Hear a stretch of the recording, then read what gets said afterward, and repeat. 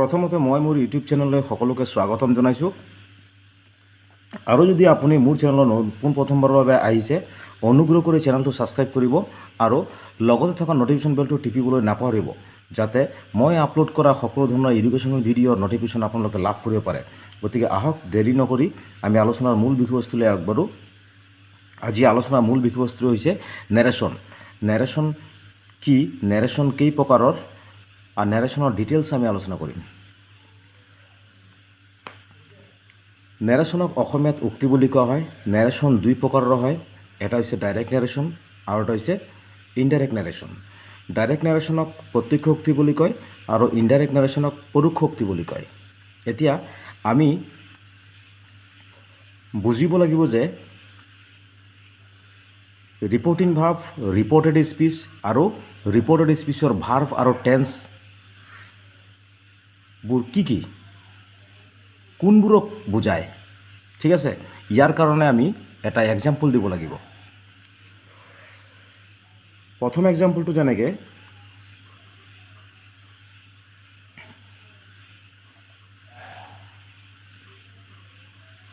he says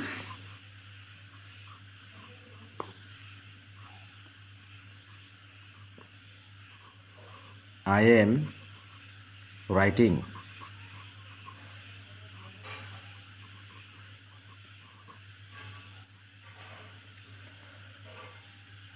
ইয়াতে says এইটোক কয় reporting verb.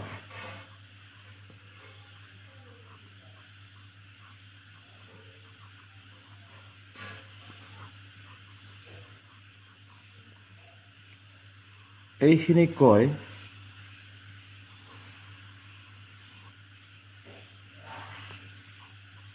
Reported speech.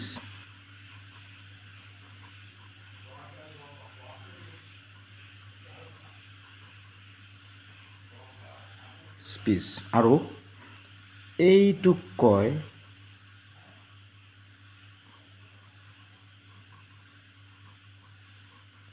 Reported স্পীচৰ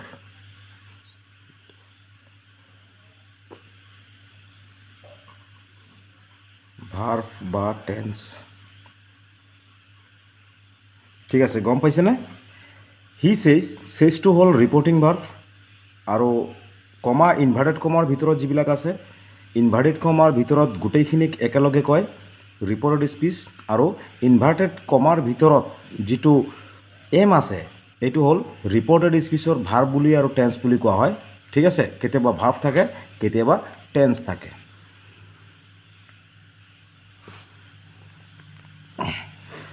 এতিয়া আমি নেৰেশ্যনৰ বিষয়ে জানিবলৈ হ'লে প্ৰথমে আমি সূত্ৰ জানিব লাগিব। এতিয়া প্ৰথম নম্বৰটোৰ সূত্ৰটো হৈছে ফাৰ্ষ্ট।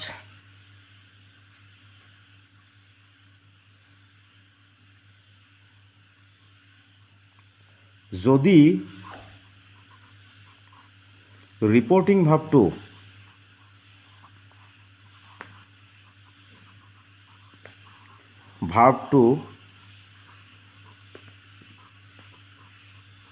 প্ৰেজেণ্ট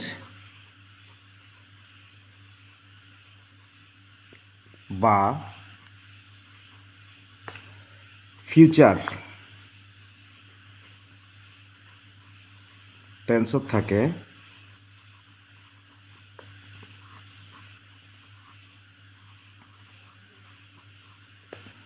তেতিয়াহ'লে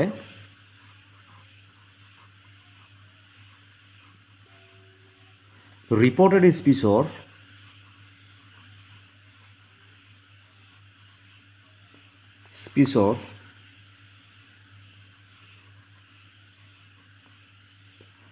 টেন্সৰ কোনো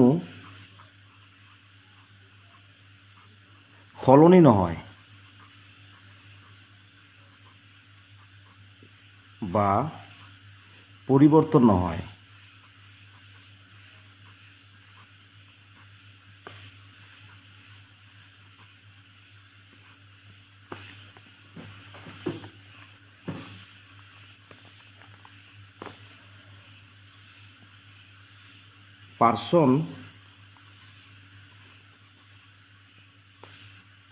পাৰ্সনৰ পৰিৱৰ্তন হয়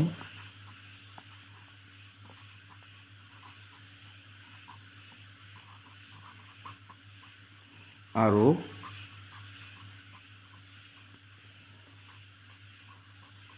টেন্স সেম থাকে।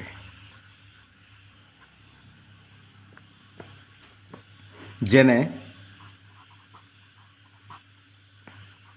যদি আই থাকে তেতিয়াহ'লে এম আহে, যদি হি থাকে তেতিয়াহ'লে ইজ আহে, যদি ইউ থাকে তেতিয়াহ'লে আৰ আহে। মই এইটো এনে এক্সাম্পল দিছোঁ দেই। যেতিয়া প্ৰনাউন চেঞ্জ হয় তেতিয়া কি হ'ব, তেতিয়া একেটা টেন্সতে চাওক, এম ইজ আৰ এই তিনিটা প্ৰেজেণ্ট টেন্সেই হয়, প্ৰেজেণ্ট টেন্সতে হয়, বুজিছেনে? কিন্তু পাৰ্চন চেঞ্জ হৈছে, পাৰ্চন আই থাকিলে এম হয়, হি থাকিলে ইজ হয়, ইউ থাকিলে আৰ হয়, উই থাকিলেও আৰ হ'ব, দে থাকিলেও আৰ হ'ব, ঠিক আছে? কিন্তু এম ইজ আৰ এই তিনিটা প্ৰেজেণ্ট টেন্স, মই সেইটোকে কথা ক'বলৈ বিচাৰি আছোঁ, ঠিক আছে? এতিয়া চাওক,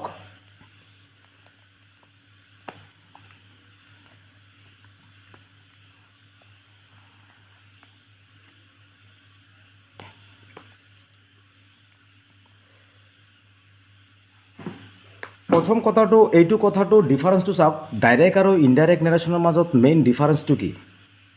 ডিফাৰেঞ্চটো এইটোৱেই যে ডাইৰেক্ট নেৰেশ্যনত কি হয়, কমা থাকে আৰু ইনভাৰ্টেড কমা থাকে, ঠিক আছে? কিন্তু ইনডাইৰেক্ট নেৰেশ্যনত কি হয়, কমা নাথাকে, ইনভাৰ্টেড কমা নাথাকে, ঠিক আছে? ইয়াৰ পৰিৱৰ্তে কনজাংশ্যন ডেট ব্যৱহাৰ কৰা হয়, কমা আৰু ইনভাৰ্টেড কমা উঠি গৈ ডেট কনজাংশ্যন ইনডাইৰেক্ট নেৰেশ্যনত বহে, ঠিক আছে? তেতিয়াহ'লে আমি এইটোৰ এনচাৰটো কৰোঁ, হিটো দিয়ক, চেজটো চেজ দিলে হ'ব, টেলছ দিলে হ'ব, কোনো বেপাৰ নাই।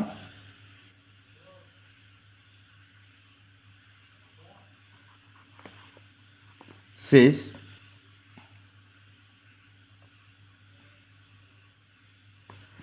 পিছত চাওক ডেট কনজাংশ্যন বহিব, এই দুটা উঠি গৈ ইয়াতে কি বহিব, কনজাংশ্যন ডেট। পিছত চাওক ইয়াতে আই আছে, আইটো কাক বুজাইছে ডাইৰেক্ট, সদায় মনত ৰাখিব আইটো সদায় এইজন মানুহক বুজায়, প্ৰথম কোন আছে, হি আছে, তেতিয়াহ'লে হি আহি যাব, হি, ঠিক আছে?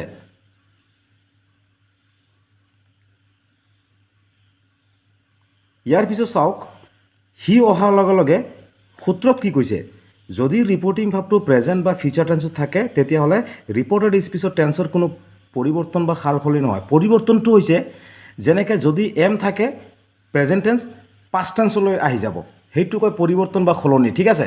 কিন্তু ছেইম টেন্সত থাকিব বুলি কৈছে। যদি ৰিপৰ্টিং ভাৱটো প্ৰেজেণ্ট টেন্সত থাকে, এইটো প্ৰেজেণ্ট টেন্স আছে, তেতিয়াহ'লে এম যদি আছে ইয়াতে মনে মনে ভাবিব ইজো আছে আৰু আছে, ঠিক আছে? ইয়াতে প্ৰনাউন চেঞ্জ হৈছে হিৰ লগত কি হ'ব, ইজ হ'ব, হি ইজ ৰাইটিং, WRITING, ঠিক আছে? চাওক কিমান সহজ, একো কষ্টই নাই। যদি অলপ ভালদৰে মনোযোগেৰে শুনা তেতিয়াহ'লে তোমালোকৰ কাৰণে বহুত সহজ হ'ব, ঠিক আছে? এইটো কেৱল মাত্ৰ প্ৰেজেণ্ট ইনডিফিনিট টেন্স যদি থাকে ৰিপৰ্টিং ভাৱটো, তেতিয়া মানে প্ৰেজেণ্ট ফৰ্মত থাকিলে, যেতিয়া পাষ্ট ফৰ্মত আহিব তেতিয়া বেলেগ হ'ব। আমি পাষ্ট ফৰ্মৰ ফৰ্মুলাৰ বিষয়ে পিছত জানিম, ঠিক আছে? আমি আৰু কেইটামান এক্সাম্পল কৰোঁ।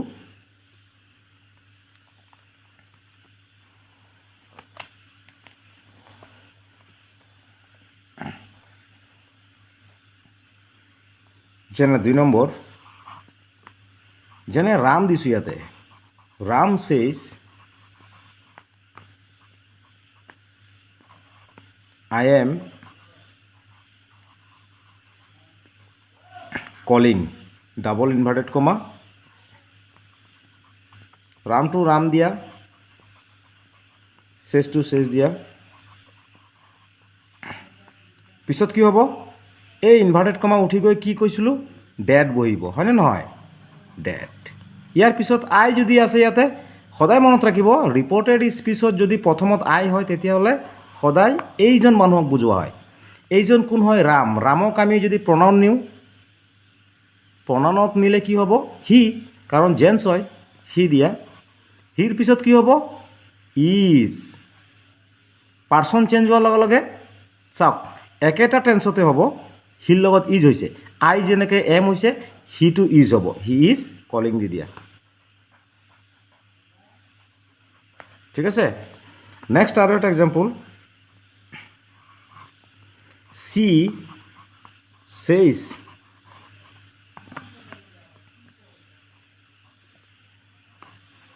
I am playing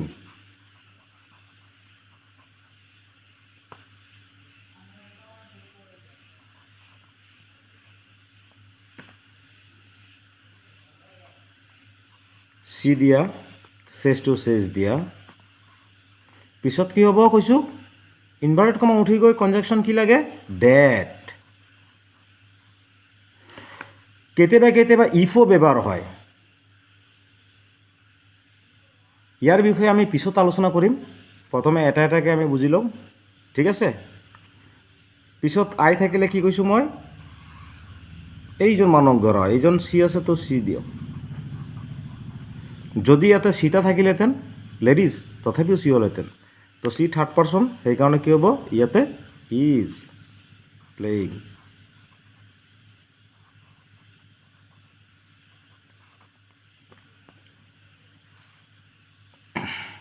আৰু এটা চাওক,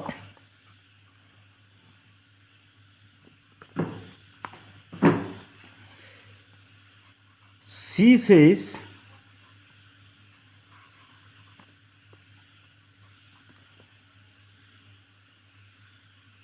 I do the work.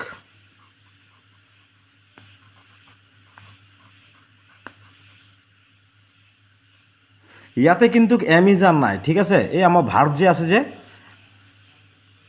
Present past past participle ভার্ববিলাক আছে নহয়, এই ভার্ববিলাক থাকিলে কেনেকৈ হয় চাওক, সি চেজ টু চেজ দিয়ক, কনজাংশ্যন ডেট লাগিব, কমা ইনভাৰ্ট কমা উঠি গৈ ডেট। আইটো কাক ধৰিবলৈ কৈছোঁ মই, সদায় এইজনক, তো চি হ'লে চি। এতিয়া চাওক, মই কৈছোঁ যে যদি ৰিপৰ্টিং ভাৰ্বটো প্ৰেজেণ্ট টেন্স হয় তেতিয়াহ'লে ৰিপৰ্টেড স্পীচৰ টেন্সৰ বা ভাৰ্বৰ কোনো পৰিৱৰ্তন নহয়। যদি পৰিৱৰ্তন নহয় তেতিয়াহ'লে ছেইম থাকিব, হয়নে নহয়। যদি পৰিৱৰ্তন হ'লেহেঁতেন তেতিয়াহ'লে প্ৰেজেণ্ট টেন্সটো ডাইৰেক্টলি পাষ্ট টেন্সলৈ পৰিৱৰ্তন হ'লেহেঁতেন, কাৰণ তেনেকুৱাতো মই কোৱা নাই, নহয় বুলি কৈছোঁ, সূত্ৰতে কৈ দিছে। তেতিয়াহ'লে ইয়াতে ডু আছে নহয়, ডু টু ডু বহিব, এইটো থাৰ্ড পাৰ্চন থকাৰ কাৰণে এইটো ই এছ আহি যাব, ডাছ। বুজিছেনে, চেঞ্জ নহয় কিন্তু বস্তুটো, প্ৰেজেণ্টৰ পৰা পাষ্ট ফৰ্মলৈ নাহে, প্ৰনাউনটো চেঞ্জ হোৱাৰ লগে লগে এইটো ডু প্ৰেজেণ্ট টেন্স, এইটো প্ৰেজেণ্ট টেন্স, কিন্তু ইয়াতে ডাছ আৰু ডু থকাৰ কাৰণটো হ'ল ফাৰ্ষ্ট পাৰ্চন থকাৰ কাৰণে এইটোৰ লগত খালী কেৱল ডু হৈছে, কিন্তু যেতিয়া থাৰ্ড পাৰ্চন আহিব তেতিয়া চিৰ লগত থাৰ্ড পাৰ্চনৰ লগত সদায় ডাছ ব্যৱহাৰ হ'ব। থাৰ্ড পাৰ্চন যি হওক, যেনেকৈ ৰাম, শ্যাম, যদু, মধু, ঠিক আছে, যিমানবোৰ হওক থাৰ্ড পাৰ্চনৰ লগত ডাছে ব্যৱহাৰ হ'ব, ডাছ দ্য WORK ৱাৰ্ক। আৰু এটা এক্সাম্পল চাওক,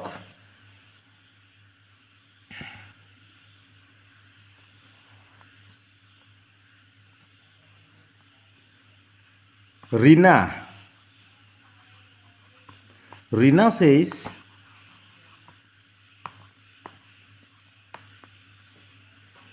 I play football.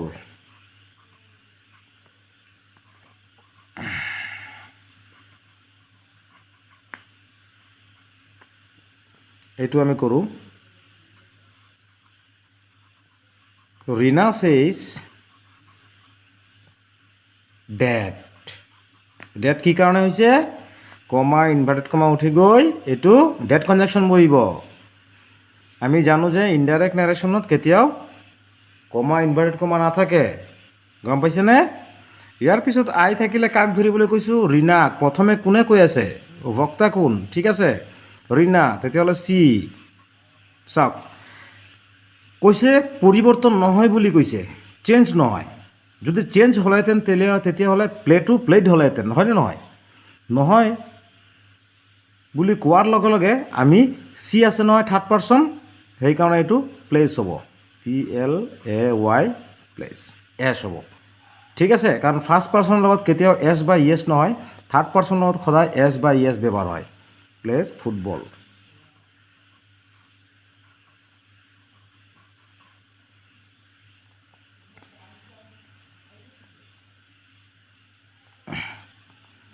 ছয় নম্বৰটো তোমালোকৰ কাৰণে দি আছোঁ, তোমালোকে কমেণ্ট কৰিবা কি হ'ব। প্ৰিয়া। প্ৰিয়া ছেইজ কমা ইনভাৰ্ট কমা আৰম্ভ, আই এম ছিংগিং।